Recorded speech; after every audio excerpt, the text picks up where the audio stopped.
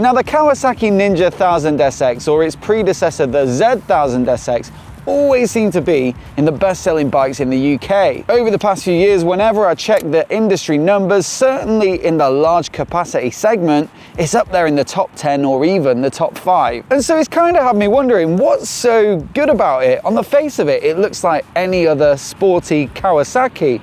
Well, today I'm at Superbike Factory to take this one for a spin and find out.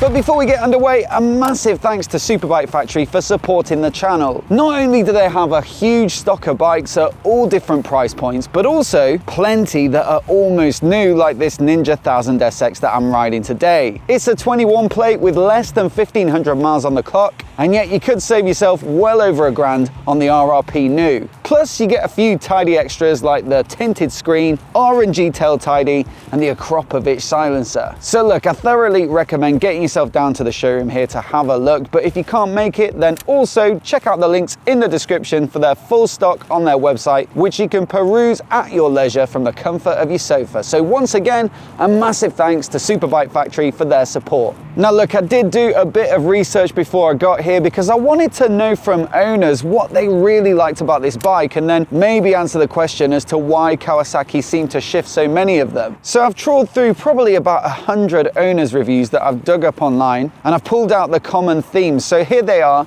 in reverse order of popularity. And so the first thing that I picked up on was the build quality, and I think this sort of comes in 3 parts. Firstly, a lot of people mention the quality and depth of the paint, and although this one might look on the face of it like just a stealthy black, it really does have a nice finish to it with a bit of metallic flake in there. Secondly, the components, and I think I'd largely agree. The stuff that you touch, like the foot pegs, the saddle, the bars and grips, the switchgear, it all feels really nicely put together. And there are nice little touches on the hardware, things like the top yokes and the shifter arms and the nice weighty bar ends. They all just give it this feeling of quality.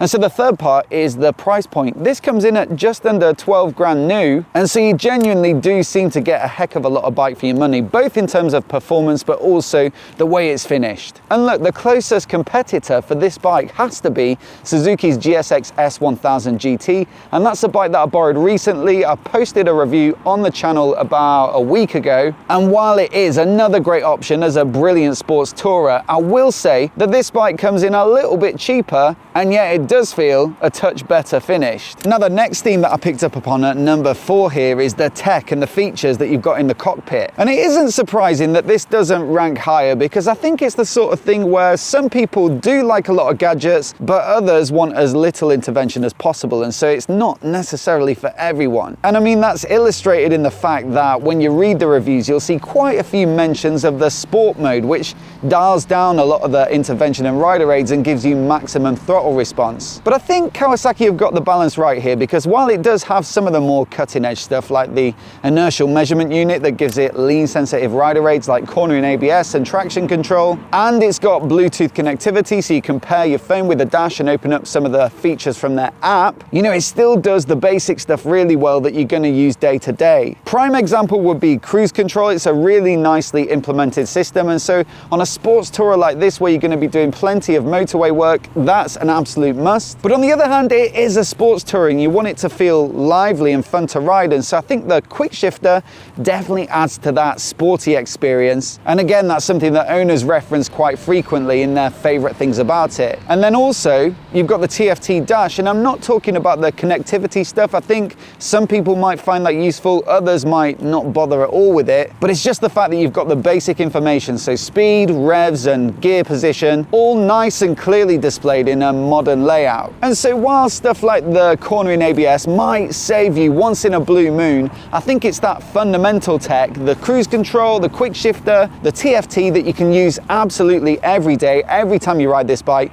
that are done really nicely. Now the next one that comes up is the handling, and I think I'd have to agree. You know, a sports tourer's got to strike that fine balance between stability and touring capability, but also being fun and lively when you do get onto twisty roads, and I think they've done a pretty good job of it. bit. Now that might not have always been the case. I think previous models might have been a little more reluctant to turn in, but they've made some tweaks in the more recent editions, and from what I experienced today, it's a really nice handling bike. It is fairly weighty, certainly for like a regular sports bike. It's 235 kilograms curb, but for a sports tourer that's also got to function as a bit of a pack horse, I think it's pretty reasonable. Suspension is really nicely set up, so you've got a fully adjustable fork at the front there, and then a preload and rebound adjustable shock. And again, they've got that nice balance of comfy cruising, but without too much wallowing around when you do start to push it on a bit. Then you've got the brakes, which are nice and sharp. They might not be the biggest, flashiest name in the business. These are Kawasaki branded, but made by Tokiko, but they do a great job of stopping. There's plenty of power and plenty of feel. And again, I'll reference that closest competitor, the Suzuki.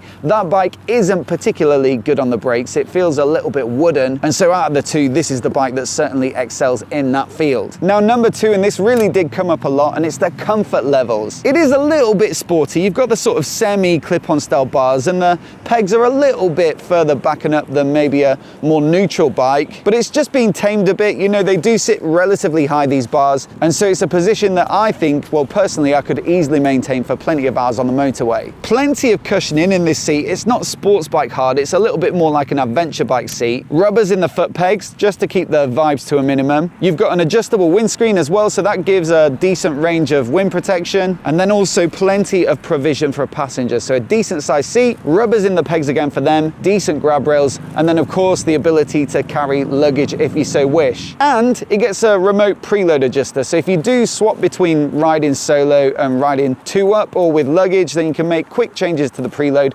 without having to get the tools out, which you can't say of all the competition. But the number one most common theme that I found in all of those user reviews is, and I'd have to wholeheartedly agree with this, the engine. Now, for a 1000cc inline four, 140 horsepower peak might not sound like a massive amount, especially by today's ridiculous standards, but it's been tuned for mid-range and torquiness and usability, as well as a bit of top-end thrills, and that's exactly what it gives you, plenty of usable versatility. This is referenced in almost all of the owners' reviews that I've read, the way it pulls right down from like 2000 revs up to the red line, and it just gives you a feeling of like effortless acceleration at any road speed. You know, on top of that though, as well as being able to speed up quickly, it's got to be able to hold a constant speed in decent comfort, and that's another big strength of this engine. Comparing it to the S1000 GT again, that's a litre inline four as well, but it does feel a little bit rough at times, whereas this thing is just buttery, silky smooth. It really is an absolute peach. Now, the only downside is that it is a little bit thirsty on fuel. You can see that from the official consumption figures on the Kawasaki website, and so you're not going to get a humongous range out of the 19-litre fuel tank, but that's the only negative I can really think of. It pulls really well, it sounds great, and it can sit at 70 or 80 all day long and you'll barely feel it working. And so that, my friends, is why I think this bike is so damn popular. It's a sports tourer, and the two things it nails exceptionally well are comfort and speed. That said, I wouldn't completely rule the Suzuki out. Although the Kawasaki does beat it on quite a few fronts, it's still got its own strengths, and you can find out exactly what they are by checking out my review, which you can see by clicking right here.